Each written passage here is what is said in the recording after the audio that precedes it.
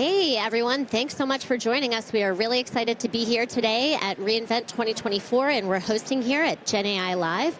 My name is Danielle Greshock. I am the worldwide leader of tech partners, and I run the partner solution architecture team. And I'm joined here with my esteemed guests. Thanks Marie? so much, Danielle. Yeah. Hi, everyone. My name is Marie Carlton. I lead our worldwide partner core tech team. And I'm excited to be here for GenAI Live. We are going to hear from, I know you've already heard from some amazing partners, and you're going to hear from a few more with us today. And we're here on the floor. So if you're watching this and you want to join us, obviously walking by, but you can watch and see. And then also we have a chat. So if you have any questions while we're on here, I will be checking the chat, and we'll make sure to get to those as soon as we can. But today we are here with Elastic. We have Ajay Nair here. So he is going to tell us a little bit about himself and a little bit about Elastic. All right, thank you. Hi, folks. I'm Ajay. I am the GVP of platforms at Elastic. I've been with them slightly less than a year, and before that, I have actually been on your side, folks, running the serverless business for AWS for the last 10 years. I'm very excited here to talk about all the new stuff Elastic is doing and how we partner with AWS on GenAI Colas.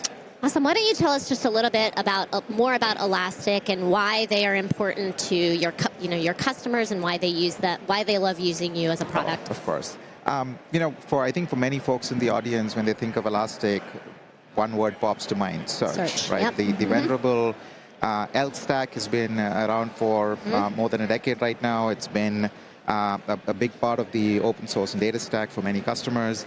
And where we really see it is devs, SREs, security analysts really putting Elastic skills to work for making the best of messy, fast-evolving data, be it logs, enterprise data, security data, et cetera, that goes over there. I think it's been built into a pretty wide portfolio, 19,000 plus customers, 75% of the Fortune 500 companies, startups, all alike, from companies like HSE, who are using it for e-commerce search, to Comcast, who are using it for observability for their DevOps stack. Awesome. It's petabytes and petabytes of data sort of being ingested and pulled through Elastic and just being put to use in various ways. And I think the push towards GenAI has been a really nice symbiosis between the precision of search and the intelligence of AI in putting that data to work. That's awesome. And yeah, so you told us a little bit about Elastic, but we want to hear more about your partnership with AWS. So how has that been? What have you been up to this year in partnering with us on AWS? Oh, for sure. If you think about the Elastic stack overall, ultimately there's ways for us to bring data in, what we call integrations. We integrate really deeply with Elastic as one of the premier providers of both infrastructure and service for customers. The operational data that is generated over there through CloudWatch and Firehose. We have over tens of hundreds of integrations with all the services that are available over there, pulling into AWS. Elastic overall really sees generative AI both as a tool for customers that we can enable, as well as a tool that we put to use with our observability and security solutions. And in both those forums, integration with tools like Bedrock for looking at the models that are being trained over there and pulled in, as well as for us, we are like Bedrock customers for going and doing so.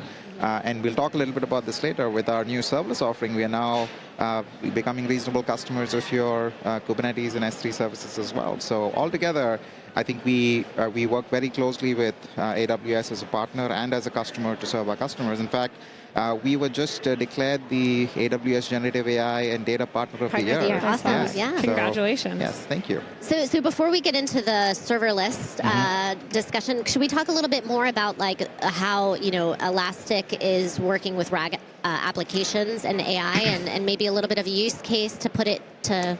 No, it's a great one. I think when you look at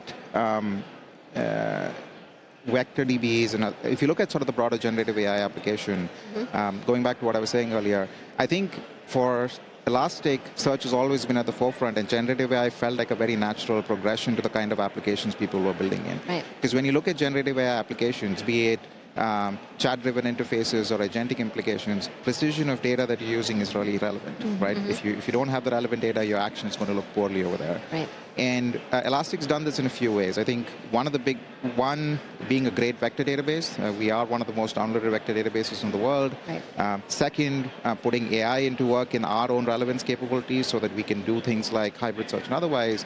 And then third, in our own applications and experiences or observability and security, putting AI to work both in terms of assistance and otherwise. And we can get into each one a little bit as we go along. I'm happy to geek into this. There's some cool stuff Elastic does on that one. Yeah, so you did mention it. You teased us a little bit. Yeah. So tell us a little bit about the serverless GA launch. Well, yeah, and first and foremost, Ajay is one of the pioneers of serverless here at AWS during his 10 years here running the Lambda team. And so I think it's really important. It's great that you guys are doing this now. So please, yes. No, for sure. Actually, before we get into the serverless stuff, can we talk a little bit more about the vector thing? Please. Yeah, of course. There were a couple of topics that were really interesting for us to do. So one is, I think, I'm curious how you all see this as well, because for us, vector has always been much more of a feature than a product. In fact, even before the current generative AI boom, Elastic was being used for storing vector embeddings from sort of 2018, 2019. We had a big release back in our 7.0 release for kind of doing it natively within Lucene. And a big focus for us, just given the deep open source ethos that Elastic has been baking it directly into the Lucene foundation itself. Apache Lucene is the open source project based on what Elastic runs over there. So performance gains from anywhere between 7 to 300% based on core Lucene behaviors that are over there. As well as and what really differentiates Elastic as a vector DB over there is the ecosystem of search that surrounds it, right? So if you look at vector just as an individual feature, you also have things like filtering and integrations and enterprise security and all those things that come over there. So if you take a customer like Cisco, what they're doing with Elastic is they've been storing all customer conversations and others powered to improve their customer service experience and then using it in a conventional interface both for their internal employees and external over there, right? Okay. And is that helping with next best action or something like that with their... Exactly, right? So, obviously pushing up their customer satisfaction, improving response times, support drop, close to 90% drop in support cases or rather, improvement in 90% of their support case engagement as it goes along for them has been a big shift for them at that particular point. Yeah, that's amazing. Yeah.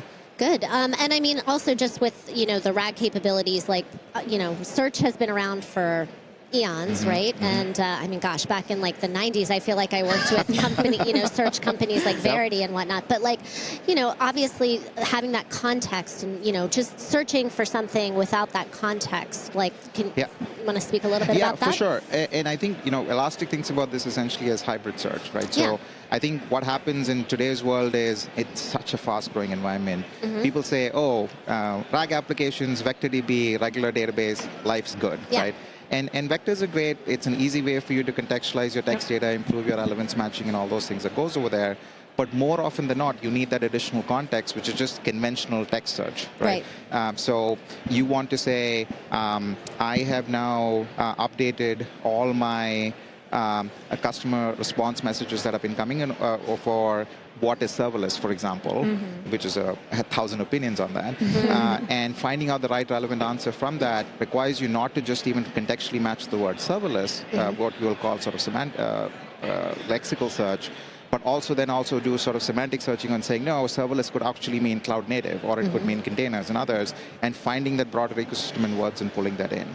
So some of the innovation that Elastic has done on that front, specifically for RAG applications, is making that semantic capability sort of just native to the system, right? So we offer, for example, capabilities that allows you to run text search and vector search side by side and then re-rank on the data that's coming in, right? So re-ranking is a big technique that is baked in natively into Elasticsearch for you to be able to pull in the most relevant results from that initial sort, which can be KNN or ANN or whatever the conventional ranking models that are there. And that's actually another place where we plug into AWS Bedrock. So one of our re-ranking, we have an inference API that allows us to plug in LLMs, not just from AWS, but from the broader community as well, Cohere and others, that allows us to plug in LLM models for doing things like re-ranking or conversational matches and otherwise. So you can do things like set a inference binding for a conversation, type in a question, and then have the response come back from a Claude model in Bedrock that says, here's a specific answer that you're looking for. Yeah, and for the customer, obviously the time savings, which you shared, is Correct. incredible there. Exactly. Like that used to take so much more time and so many more people. Exactly. So if you take that entire contextual thing where you're talking about ingestion, tagging the entire data with the context that you have for vector and otherwise, then you're talking about ranking for stacking the data that's kind of coming in there. Then you got storage of efficient storage for vectors and otherwise that's going. Then you got retrieval and otherwise.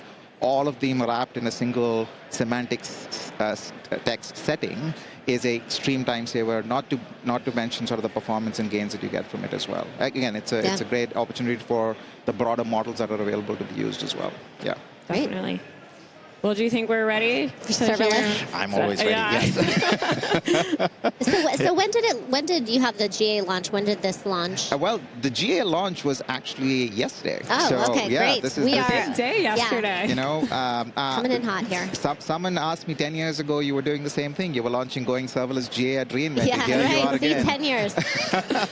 As it comes along. But no, it's actually a pretty major rebuild of how Elastic has been thinking about its capabilities, right? So Elastic grew up in its roots of being something that customers deployed on their own infrastructure, and we offer a hosted capability.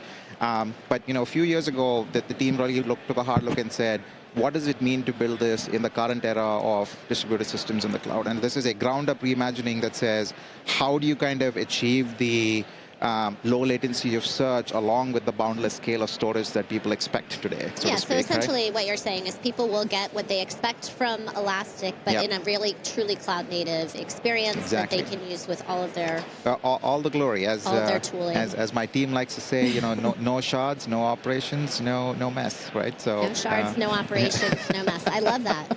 Yep. Okay.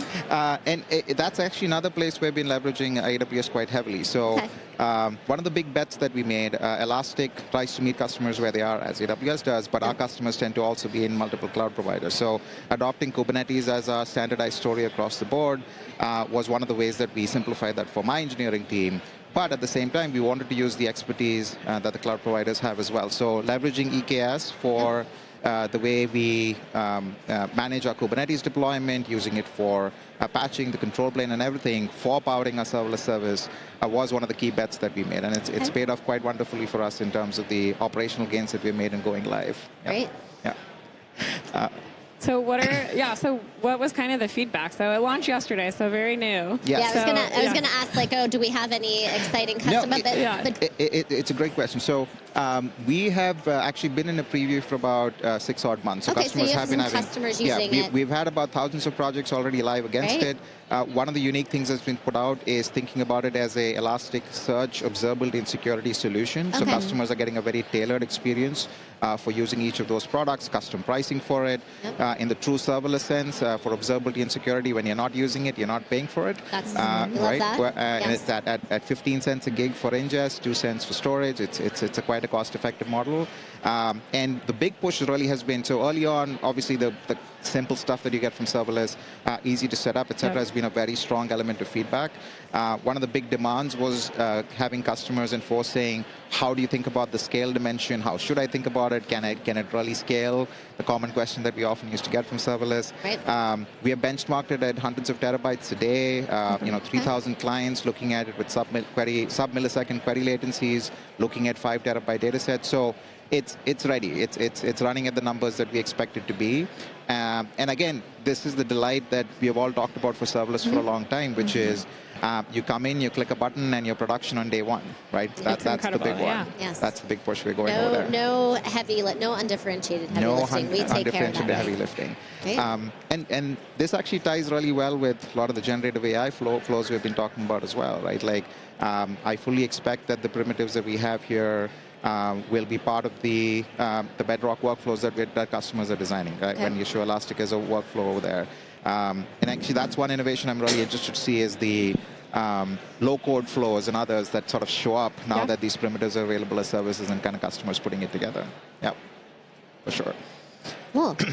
Should we talk a little bit about your vector search optimization features as well, or is there anything else you want to talk about on the serverless GA? No, I do want to talk a little bit more about the vector because it all ties together, right? I think when you look at it, if you take Elastic as a great vector story as it's coming along, all the history of search that's been codified in there, and now our new innovation that's coming to cloud, you now have this truly cloud-native system with the expertise of search baked in, available for sort of doing vector databases over there. And I think this is one thing, when Elastic rebranded itself as a search AI company a month when I joined in, I was actually a little skeptical, because I'm like, hey, here we are, yet another company that's doing so. But one unique thing that Elastic does really well is putting that power of search in service of the AI applications and leveraging AI internally as well, right? Right. So as soon as like any kind of AI application needs to retrieve that data, they're able to just do it faster, better. Yes. More relevant. Correct. And we're putting AI to use for making that relevance better. So one of the unique things that Elastic does is offer this inference API, which I was talking about earlier. And it has different modes, like what they call task mode. So conversation, you can use it for generating vector embeddings, text embeddings, etc. And all you do is point a model to the index that you want to. Index is our unit of sort of storing in documents. And at that point, Elastic will automatically generate the mappings that you need in response to that API call as it's coming over there. So in day one, without any of that expertise of you understanding how do I generate vectors, Elastic is actually putting generative AI to use to solve that problem for customers as it goes over there. Right? And with all of this like optimization that you're doing, do you find that other people, like other personas, are able to adopt Elastic more easily? Can you talk a little bit about that? Yeah, for sure. I think what we're seeing is a lot more. It's not just the developer persona that's sort of picking up. SRE and security analysts have been really, really big uptakes of our use over there.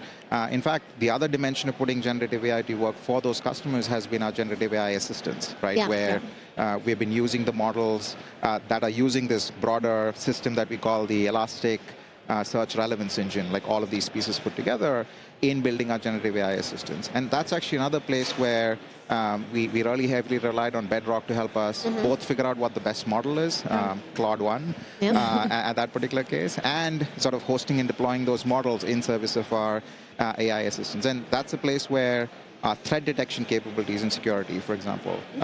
So Elastic, not just for developers anymore, also for security, SRE. Exactly, right. Not just for developers. All your data belongs to us, right? So what I'll say is, I think that's exactly what you said, Danielle. When you look at a persona of a security analyst, they're not experts in setting up shards, figuring out how to do ingestion. No, sharding even makes developers like, very much so. And what they're looking for is pull my data in from all the contextual sources that I have, be it my business data, operational data, signals from security experts, and then saying, what does my threat look like? And Elastic actually is just used generative AI to ship that. We have a threat detection capability that says, for example, hey, we have looked at all the threat signals of the alerts that are coming across your different desktops, and we believe there is a signal of a malicious code being deployed through a document that we are seeing right now. That's what these errors are showing there. So Elastic, take a look at this. Take a look at this. So it'll actually collapse all those threads together to kind of do and push that element over there. Yeah, so it looks like we have about a minute left. Maybe we should,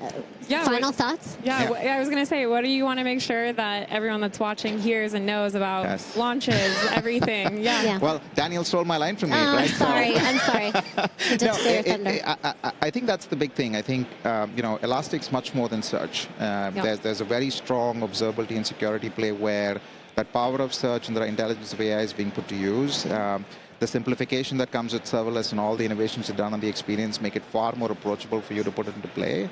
And I think the partnership with AWS, both in terms of the integrations we have on pulling data in, as well as all the generative AI tooling, just makes it a natural auxiliary service to use alongside with all the stuff you all have. So go team. This is amazing, and we're so happy to have you, and a huge congratulations. It sounds like yesterday between the Partner of the Year for Generative AI, the launch, it's really great to hear, and we just thank you for your partnership, and we're excited to see what is in store for Elastic in the future. So thanks for the partnership as well. So thanks for joining. Again, check the chat. Up next, we'll have Shane McAllister from MongoDB. Look forward to talking to you soon.